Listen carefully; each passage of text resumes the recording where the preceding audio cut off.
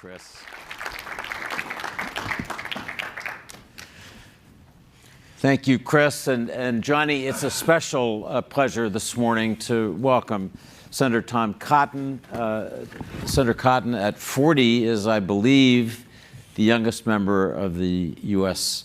Senate. He's a member. That's a very low bar to clear. I feel old and worn down in the morning or in the evenings when I'm dealing with my two sons under the age of 3, and then I get to work and I feel young again. Well, So I think there's only 7 senators more than twice my age. Only two that were elected before I was born. Bonus points if you can guess. Well, gosh, tell us. Anyone? Hatch is one. Yeah, that's good. She's twice my age, but wasn't elected before I was born. McCain is twice my age, but wasn't elected before I was born. Leahy. Aha. Well, you're going to make everyone in the audience, including your moderator, feel very old, so we're going to stop this. Senator Cotton is a member of the Armed Services Committee. He's a member of the Senate Intelligence Committee. He has made, in his short time as a senator, quite a reputation. He was the subject of a fascinating Atlantic Monthly profile that I commend to you, that was written as he was running in 2014 by Molly Ball, called "The Making of a Conservative Superstar." Sorry about that. Freudian slip, David.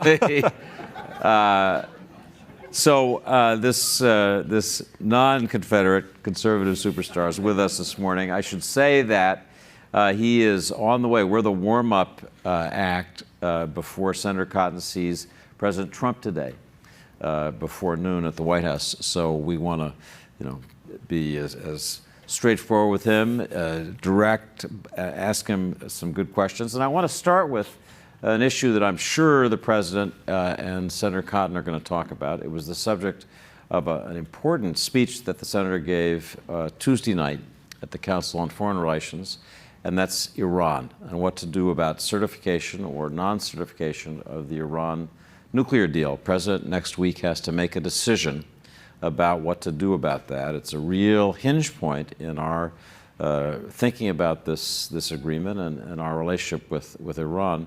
I want to ask you to take us through some of the issues that you talked about in your speech. You said in the speech that we should refuse to certify Iranian compliance with the deal, and I'm quoting here, not primarily on grounds related to Iran's technical compliance, but rather based on the long catalog of the regime's crimes and perfidy against the United States. If I read that right, it's saying Iran may indeed be in technical compliance with the agreement, but we should still decertify it. And the question that I had is, why would any country ever make an agreement with the United States if they thought that even if they were technically complying with it, we might void it? Why would a country do that? Why in particular would North Korea ever consider making a nuclear agreement with us under those circumstances? Well, first, North Korea doesn't need any pretext to break its own commitments. North Korea has been negotiating and making international commitments for over 50 years, and they seem to make those commitments only so they can violate them, just like with the agreed framework in 1994. But I think it's important, David, to distinguish between the JCPOA itself and U.S. law, specifically the Iran Nuclear Agreement Review Act. The President has to make a decision by October 15th whether to certify under U.S. law not only that Iran is fully, transparently, and verifiably complying with the JCPOA, but also that the JCPOA is in the, quote, vital national security interests of the United States. I would say they're not complying fully and verifiably and transparently on the first point, but more importantly, the second point, it clearly is not in our vital national security interests. The President himself has said it's an embarrassment and the worst deal in U.S. history from the floor of the United Nations General Assembly. That deal ultimately puts the United States in a position of making Iran a legitimate and lawful nuclear power in a mere 8 to 13 years, assuming they don't have a covert nuclear program. In the meantime, it has empowered and enabled enabled Iran's campaign of imperial aggression across the Middle East, which has only gotten worse and more aggressive over the last 2 years. So I think it's time for a new approach. It's time to say to Congress, say to our allies, say to Iran, that this president is not just going to continue a series of half-hearted certifications. He is going to strike out on a new direction. He's going to demand a better deal, and that he's willing to engage in coercive diplomacy to get that. So I want to ask you what that process might look like. Before I go any further, though, I want to solicit from the audience in this room and watching on streaming on Washington Post Live your questions. I have a way here to pick up questions from all of you. The hashtag is Securing Tomorrow. So if you have questions that you'd like to put to Senator Cotton, please let me know, and I'll be looking at this periodically. So thinking about what would come next, let's assume that the president followed your advice and didn't certify the deal. It would then go to Congress, which could decide whether to reimpose sanctions. If the deal isn't certified, it's possible now for Congress to reimpose sanctions. As I read you in your speech and in your other comments, I'm not clear on whether you think that sanctions should be reimposed or we should go into a kind of period where we're kind of not in but not out. Explain to us what you see happening in that period. So I wouldn't counsel immediately reimposing sanctions. That 60-day window is something that Congress has always had the power to do, which is to reimpose those sanctions or impose new ones, just like the president has had it in his power at all times to reimpose those sanctions, both the U.S. law sanctions and the UN Security Council sanctions.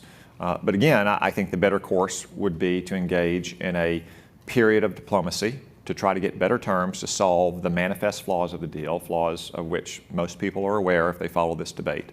Most importantly, the sunset clauses that puts Iran on the path to being a nuclear power in 8 to 13 years.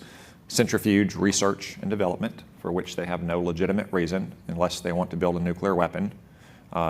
The ballistic missile testing that Iran is using to, again, perfect their ability to deliver nuclear weapons once they have it. The lack of a viable kind of escalating menu of responses when Iran does cheat on the deal. Right now, it's only all snapback sanctions, which is kind of like saying you only get the death penalty for both murder and jaywalking. It makes the West very reluctant to pull the trigger. Those are the main flaws in the deal, and those are what we should work with, President and Congress together, with our European allies, and especially Israel and our Arab allies. In this period after we have refused to certify but have not yet reimposed Correct. sanctions. Because remember, declining to certify under the Iran Nuclear Agreement Review Act does not withdraw us immediately from the JCPOA. It does not violate any term of the JCPOA. It simply sends the right signal that the president is serious about it, and this is a problem that we are going to address in a matter of weeks or months. It's not going to be years. It's certainly not going to be 2025 to 2030. I mean, because ultimately, the most fundamental problem with the JCPOA in the long term, putting aside Iran's immediate term aggression throughout the Middle East, is that it puts Iran on the path to being a nuclear power. And I have not heard anyone give a single good answer for what happens in the second half of next decade. I mean, in a way, the Obama administration's policy was premised on a fanciful vision of regime change. Well, let's get the breakout time to a year, let's kick the can down the road to 2025 to 2030, and let's hope in the meantime the mythical moderates have prevailed in Tehran. We tried that in North Korea. We see where we are now. And that's one reason why we have so few good options in North Korea, is because we waited too long as dangers gathered. I understand your argument about magical thinking in the expectation that there'd be significant change, but to be honest, Senator, I worry that there's a little magical thinking in the idea that you can reopen and renegotiate the provisions of a deal that all told took 13 years to negotiate. You're describing seeking changes, a different sunset clause, different end date, a different inspection regime, reopening the deal to negotiate those items. If this is going to be a negotiation, what's in it for Iran? Why would Iran Well, I don't have much confidence that Iran, which is a rogue outlaw regime and the most anti-American regime in the world is going to sit down. And even if they do, that they will try, as they always do, to drag negotiations out for years. So what I'm proposing is more of a internal allied discussion with the United States, European partners, Israel, Arab allies, that is going to say what we will do. Then let Iran and China and Russia be isolated in a rogues gallery. So for instance, in the inspections regime, Iran continues to refuse to grant access to military facilities. Director Romano at the IAEA just last week said that they lack the tools to fully verify their compliance because they can't access certain facilities under what's known as Section T of the JCPOA, which deals with weaponization and nuclear explosives research. Well, we could say if that is not resolved, then we are going to take these steps. It may not be the full snapback of sanctions. It may be some incremental imposition of sanctions. So what I'm proposing doesn't depend on goodwill with the Iranians reacting in a matter of weeks, or months. It is a largely internal discussion with our allies who have begun to recognize that President Trump takes this seriously.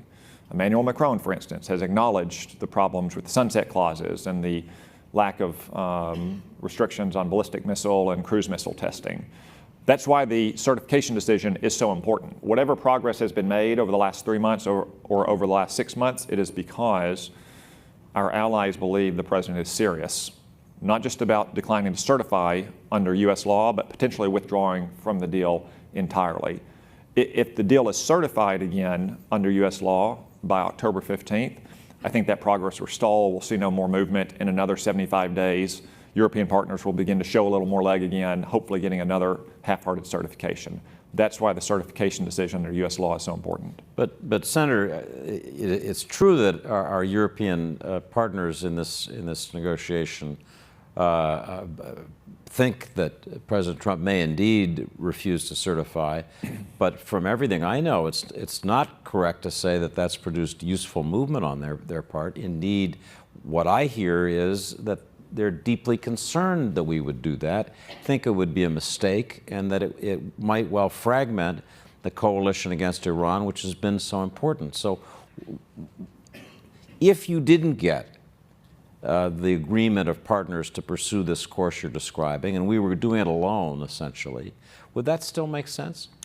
Well, for 18 months after the JCPOA was signed, you saw no admissions from European partners that there were flaws in the deal, that we needed to address the sunset clauses or the weak inspections regime or the missile testing programs.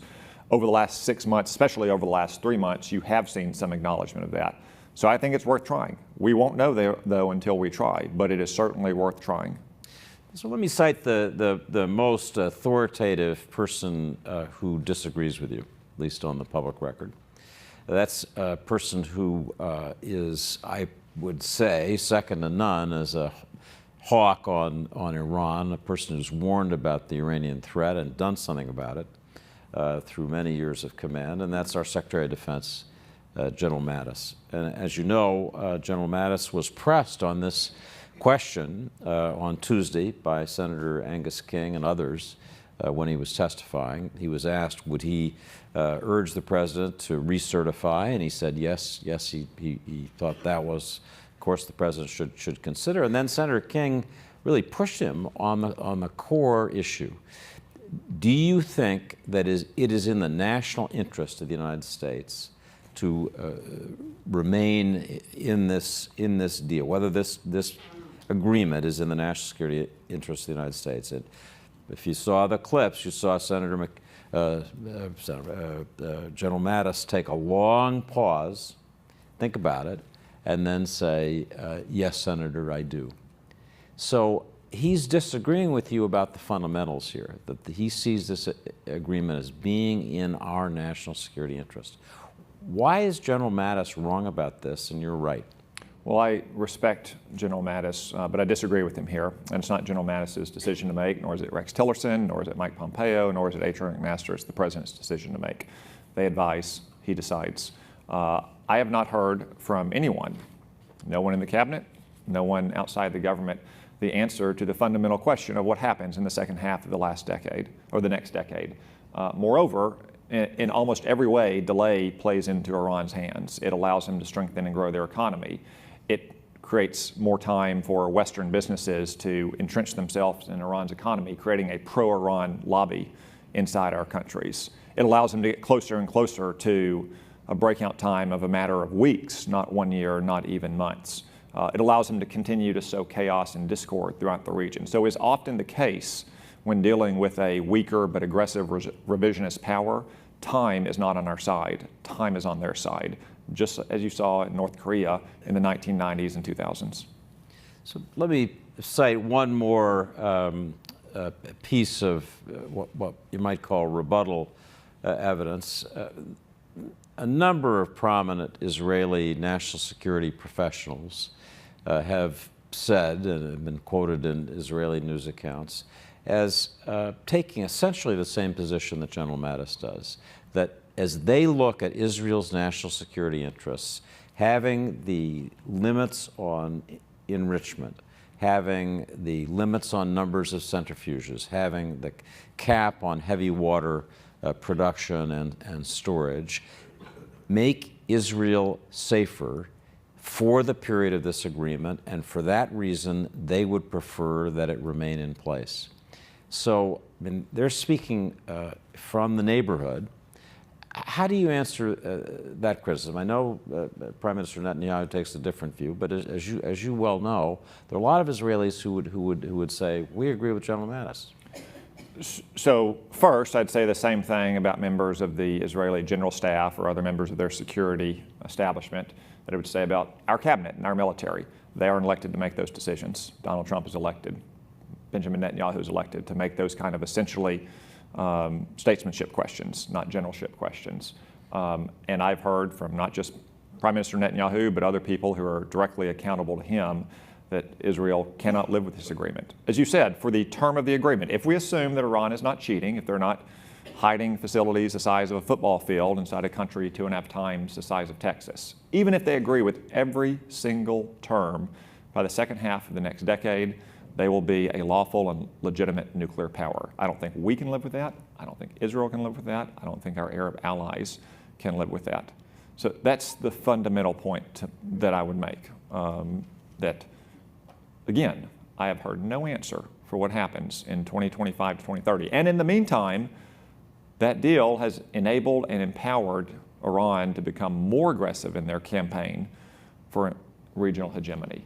Not just because Iran received over $100 billion in sanctions relief, but because they know that the last administration and most of the other members of this deal are more worried about the deal being broken than they are about Iran not just supplying rockets to Hezbollah, which they've done for a long time, but now building missile factories on Israel's border, sending missiles to Houthi rebels that can not only shut down the Bab el-Mandeb Strait, but also reach Jeddah and Riyadh.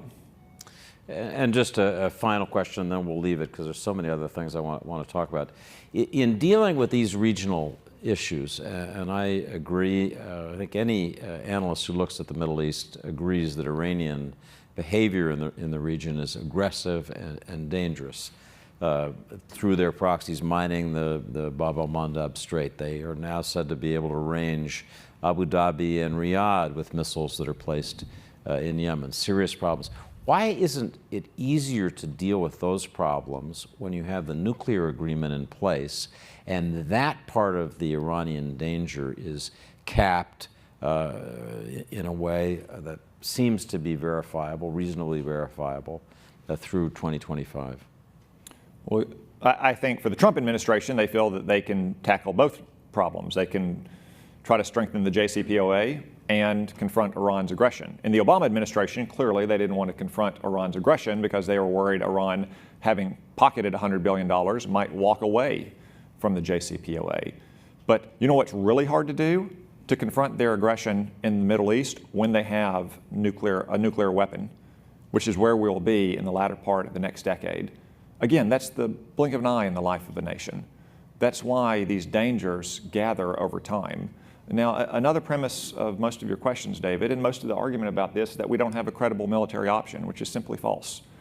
President Obama often implied that the only choice we had was capitulation under the JCPOA or a decade of occupation after forcible regime change. through the introduction of 150,000 mechanized troops like we had in Iraq. That's simply not the case. We have a number of calibrated military strikes like Ronald Reagan conducted against Libya, like Bill Clinton conducted repeatedly against Iraq, like Donald Trump conducted against Syria, like Ronald Reagan conducted against Iran itself by blowing up half of their navy and several oil platforms, which I would point out wasn't too long before the Iran-Iraq war ended. Ehud Barak has said Iran's nuclear infrastructure could be destroyed in a fraction of a night. I would say that's probably a little optimistic, but again, we have options between capitulation under this deal and forcible regime change followed by a decade of occupation. And Iran needs to know that. So I'm going to turn to other subjects. You've teed up what is a huge public policy choice for the president. As I say, you'll, I'm sure, be talking about it with him in a couple of hours. I hope we warmed you up, and we'll be following this with great interest. I want to turn to something that's been haunting all of us, haunting the country, I'm sure haunting you, and that's what happened last weekend in Las Vegas. And I want to begin by quoting the lead guitarist of one of the country music bands that played before Jason Aldean and the carnage that we've watched in the footage. This is a guitarist named Caleb Keeter. I'm quoting something he said. "I've been a proponent of the Second Amendment my entire life. Until the events of last night, I cannot express how wrong I was. Enough is enough. We need gun control right now. My biggest regret is that I stubbornly didn't realize it until my brothers on the road and myself were threatened by it." So here's, as he says, a lifelong Second Amendment supporter confronted with the level of this violence, this automatic gunfire. You know more than anybody in this room what automatic weapons can do. You've seen them chew up human beings in Iraq and Afghanistan. So let me ask you whether in the aftermath of this you've had new reflections of your own, and in particular, whether you'd be willing to support controls on these so-called bump stock conversion kits that turn what are supposedly not automatic weapons into ones that can fire this way. Well, first, David, let me just express my deepest condolences and sympathies to the loved ones and families and friends of everyone who was murdered or injured in this terrible mass murder episode. I think it's too soon to draw conclusions because the investigation is ongoing. I've seen media reports, but I haven't seen confirmed official reports of exactly what happened, what kinds of firearms were fired, how they were obtained, and so forth. Automatic weapons have been strictly regulated in this country for 80 years. They've been nearly prohibited for 30 years since the 1986 amendments to the National Firearms Act. You can still buy ones that were in circulation for 1986, but it's under very strict government regulation, even stiffer background check. I'm not sure if the shooter had one of those or not. I haven't seen reports of that. You would think that government records would indicate if he did. I'd be willing to entertain any kind of device that turns a semi-automatic weapon, which is defined simply as one pull of the trigger equals one round discharge, into an automatic weapon, which means one pull of the trigger equals an unlimited number of rounds discharge until your ammunition is expired or until your barrel overheats. For the same reasons that we strictly control automatic weapons in this country.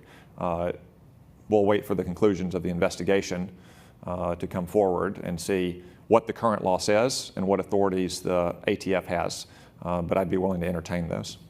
So that's, I don't think I've seen your name publicly identified with this idea that perhaps we should have new controls on these conversion kits.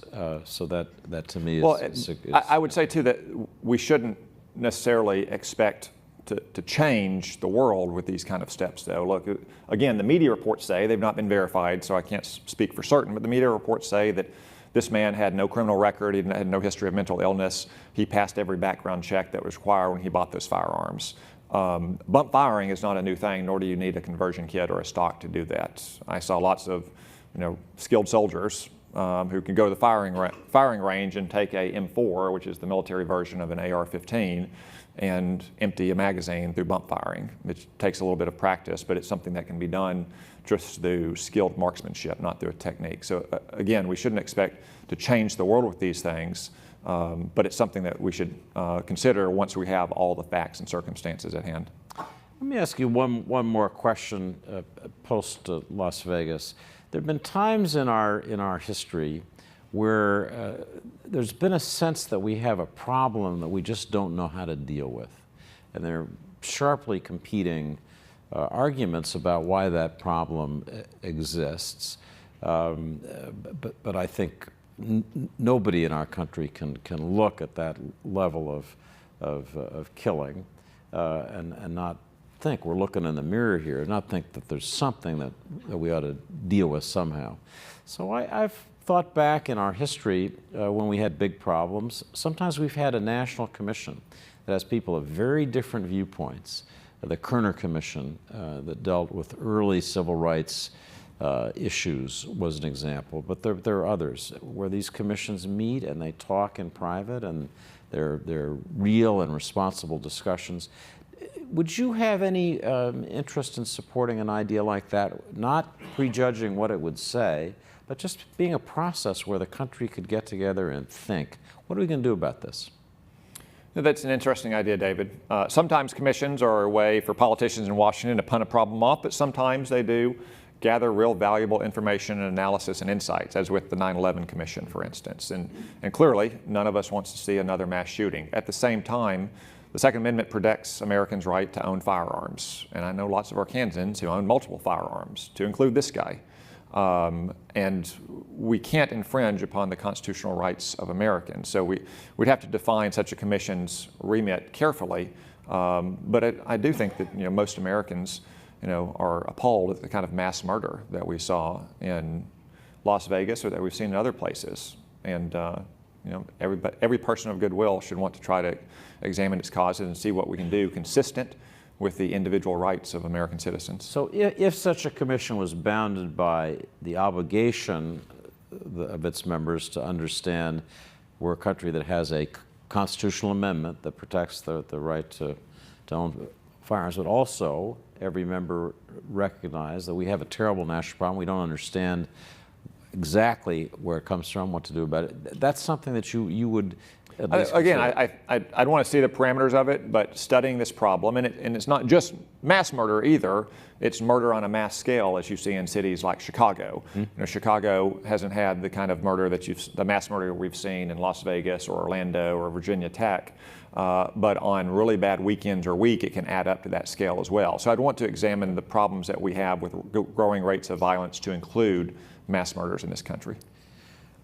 So I want to turn now to another issue on which you've been outspoken, but also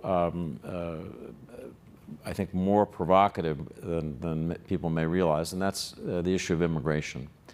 Unlike some hardliners on immigration, as I read your comments, you would not necessarily call for deportation of the so-called DACA dreamers under some solution that Congress might come to, as President Trump has requested. But you said that you think the price for any compromise that allows some sort of permanent resident status for these DACA dreamers should be basically a new deal on immigration that protects American workers and their interests better. And I'd love for you just to explain to the audience how you see that, how the pieces of that trade-off would come out. So let me before I get to that specific piece of potential legislation, let me back up and think about immigration a little more broadly. It's a very important issue. It's a very controversial issue because it's cross-cutting on so many other issues in terms of the economy and jobs and wages, security, community, public services, and so forth. Congress has failed 3 times in 11 years to pass what they call comprehensive immigration reform, which primarily means amnesty first, enforcement later, i.e. enforcement never, and mass immigration. The most recent time was in 2013. I was in Congress for that one. I helped stop the so-called Gang of Eight bill in the House. Had three main components. One is mass migration under our legal immigration systems, increasing the number of green cards, which is about 1 million people a year right now. Every year, we give out about the state of Montana's worth of green cards, plus millions and millions of temporary guest workers under the high-tech programs, under agricultural programs, and so forth. The second category is security enforcement measures. The wall, visa overstay systems, ICE enforcement and personnel, immigration judges, and so forth. The third category is what to do about illegal immigrants who are here today, about 12 million. I've introduced legislation to focus on the first problem, and really only a subset of the first problem, which is green cards. The administration has most of the authority they need for security and enforcement. The third question, I think, is politically impossible for Congress to handle until we have more confidence on the first two categories of the American people. So the legislation I have with David Perdue would fundamentally alter our green card system away from one that was designed for last century's country and economy into one designed for this century's country and economy. We would prioritize high-skilled immigrants who are able to come to this country, stand on their own 2 feet, pay taxes, not use welfare, contribute to our economy, probably create jobs on their own. And we do that in the way that Australia and Canada does, by creating a point system that's very easy to administer and very objective on things like your educational attainment and field, your English language ability, the salary you've been offered relative to the median salary in your geographic locale, your ability to bring large amounts of money into this country and investment and actively manage it, your age, and any kind of exceptional abilities or achievements that you've had. So now, going to the particular question that the President's correct decision to stop the unlawful DACA program makes. President Trump says he doesn't have legal authority to continue this program. He's right. Don't take his word for it. President Obama said he didn't have the legal authority to implement that program before he went ahead and did it in 2012 in the middle of a re-election campaign. So that program is going to begin to unwind by March 5th unless Congress does something. The President has said he would like to see a legislative solution for the 800,000 or so illegal immigrants who have received a DACA permit. I'm willing to work with him on that and with my Democratic and Republican colleagues in the Senate and the House. You said the price of that work. I would put it a different way. I would put it in terms of kind of control the effects of that action. If you codify the DACA program, you're going to create two negative side effects. The first one is you're going to create a new chain for chain migration, for people to bring into this country legally, not just spouses and unmarried minor children, which is what my bill would do, but their parents who created the problem in the first place, their adult siblings, spouses, and then that creates another unlimited chain. The second negative side effect is you're going to encourage more illegal immigration.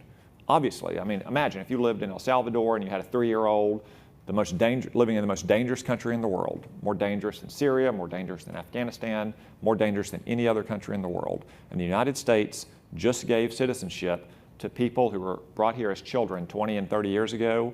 What kind of risks would you take to come here now and hope that your child can benefit from the next amnesty in 10 or 15 years? They'd probably be pretty significant, and they'd be very dangerous for you and that child. So there's two problems you need to control for those two negative side effects. The first is simply to end chain migration. Stop admitting people to this country who we have no idea if they can contribute effectively to our economy and to our society.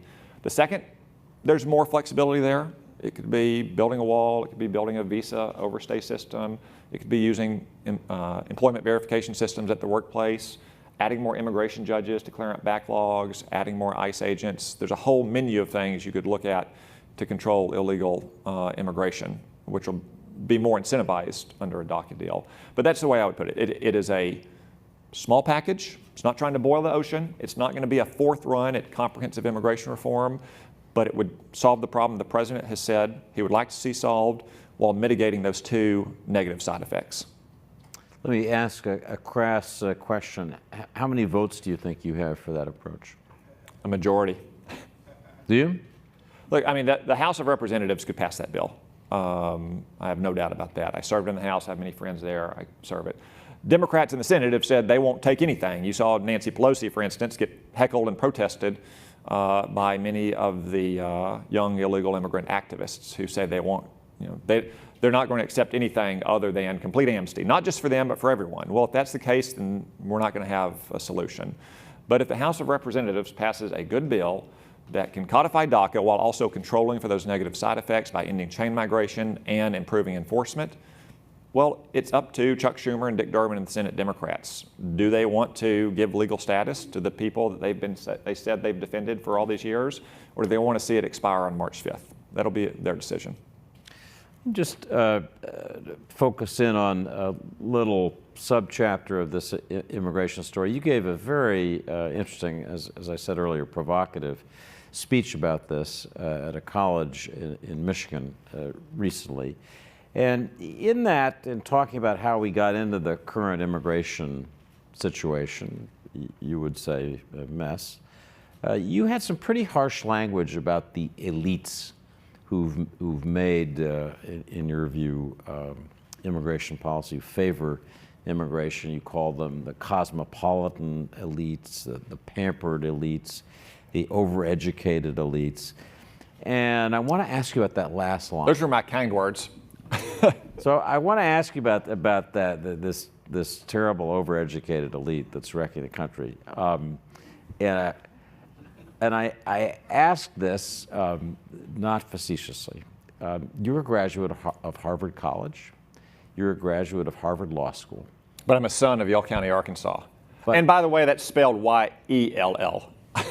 So I understand your background and admire all the things you've done, but are you overeducated?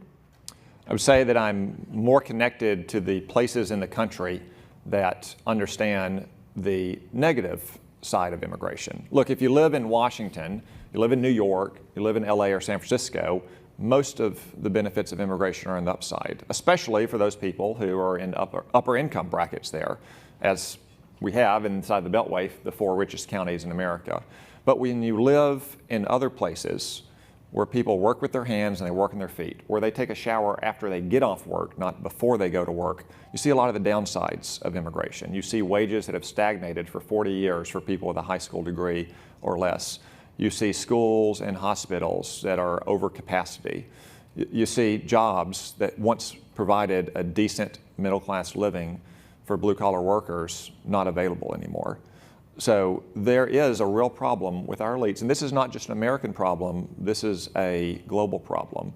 I mean, talk to the people in London about the Brexit vote. You saw very similar patterns that we saw in our election last year, and the people who are advocating for Brexit said that uncontrolled migration within the EU was one of the driving factors there. In Germany, you just had a right-wing party, the AfD, get elected to the Bundestag for the first time since World War II, and the single core issue was Chancellor Merkel's decision to throw open the doors of Europe 2 years ago without any kind of democratic consultation or legitimacy. Bernie Sanders, remember, got the same number of votes, or I'm sorry, the same percentage of votes in his primary that Donald Trump got in my party's primary. He probably would have won if it hadn't been for the way the Democrats have superdelegates. And he was an immigration skeptic for many years, just like Barbara Jordan, a liberal Democrat, was as well. So yes, the people who tend to be highly educated, who live in New York and Washington and Chicago and San Francisco and LA, simply do not appreciate the downsides of immigration, the same way that those elites who live in London and Paris and Brussels and Berlin don't appreciate the downsides of it. I'm not really arguing, Senator, the case you're making about out-of-touch elites and their views about immigration. I'm specifically asking you about taking a shot at the overeducated. And the reason that I ask that is that I've always had the impression that our system of education, especially of higher education, the overeducated people who went to Harvard, is one of our great national resources. I, this summer, heard the Vice Chancellor of Oxford say that in this environment where many our top researchers fear that there's a public mood that's anti-education elite, that they may not be able to sustain funding for their labs, so they're beginning to talk to Oxford and other universities about moving their labs to someplace that may be more hospitable. If that happens, I think we've really suffered a national security problem. And I'll bet you agree with me, and that's why I want to ask you on this question of education. So there's a story about Calvin Coolidge's son. One summer, between his years in college, he was picking tobacco in Connecticut, back when Connecticut still was a big tobacco hub. And he was doing that with some local kids who were not in college, and they knew that he was in college. And one of them said, "So, college boy, what does your dad do for a living?" And Coolidge's son said, "Well, he's the president." And the kid said, "President of the United States?" And Coolidge's son said, "Yes." And the kid said, "You know, if my dad was president, I don't think I'd be picking tobacco in the summer." And Coolidge's son said, "If your dad was my dad, you would." And that's a real problem with our educated elite, if you don't like overeducated, that they don't have those kind of experiences. They do gap years and they travel around the world, and they go straight to work at the premier banks or consulting firms or corporations. They come to Washington, they do policy analysis. They haven't worked on farms. They haven't served in the military. They haven't seen so much of what the previous generation saw. Look at people like John F. Kennedy or George H.W. Bush. Very well educated, Ivy League, patrician families, but they both went out and served in the military. And that wasn't just a marker of their patriotism and their sacrifice and bravery, that also exposed them to all kinds of people whom they would have never met at boarding schools in New England and at Ivy League colleges and at Wall Street banks and law firms. I think that's a real problem with the elites in our society. But again, it's not just our society, it's across the world as well. And if we had more people with those experiences, I think we'd have a little bit more trust in the elites in our society. Not just politicians, but people in media and the academy and business and so forth. That's a good answer. I just want to ask you to take the next step. So that sounds like something that General McChrystal has advocated, which is some program of national service, that we have some way, not necessarily serving in the military, for that shared undertaking of Americans to be easier for people to experience. Would you favor that?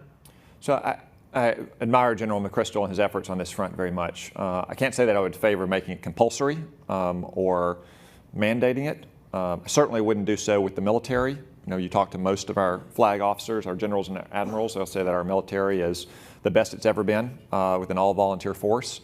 Some countries have to have compulsory service, like Israel, a country that is small and near its adversaries. We don't, because we're a country that is very big and we're far from our adversaries. However, I do, when I speak to high school students and college students, which I do with some frequency, encourage them all to join the military. Preferably the Army, but the other three are good too. But I tell them all, especially the college students who are here in Washington, D.C., in the summer on internships, who probably come from upper middle class or rich families. Look, I know you're all eager to get out and make your mark in Wall Street or law firms or tech startup world. All that stuff is going to be there when you're 25 or 26. That may seem like you're going to be old as the hills, everything's going to pass you by, but trust me, if you will spend 3 or 4 years serving in our country's armed forces, it will be the best thing you do in the long run. Still the best thing that I ever did in the long run in terms of the experience you'll get, the responsibilities you will earn, the leadership you'll see, and the skills that you will carry on with you in the future. Not necessarily tangible skills. In the infantry, we don't learn a lot of tangible skills that we can take out into the civilian world. I mean, you can't knock out a bunker and take a trench line in the civilian world. But the intangible skills, the leadership, the mission focus, the discipline, the teamwork, that's why companies like Walmart or JP Morgan or UPS make it such a priority to try to hire veterans. Should just note, for anybody who doesn't know the Senator's biography, he won a Bronze Star for his service as an infantry officer in Iraq and Afghanistan. I want to ask you one final area, and then we've got to let you go vote, something you senators have to do at awkward times. Ask you to put on your hat as a member of the Senate Intelligence Committee. Your chairman and ranking member, Senator Burr and Senator Warner, yesterday gave a kind of progress report. And they said that they think, and I want to ask you whether you would agree with this, that your investigation so far, it's going to continue, but your investigation so far has basically confirmed that the report by the intelligence community that was issued January 6th that said that Russia had interfered in our 2016 presidential election, that allegation is accurate. Do you share that judgment?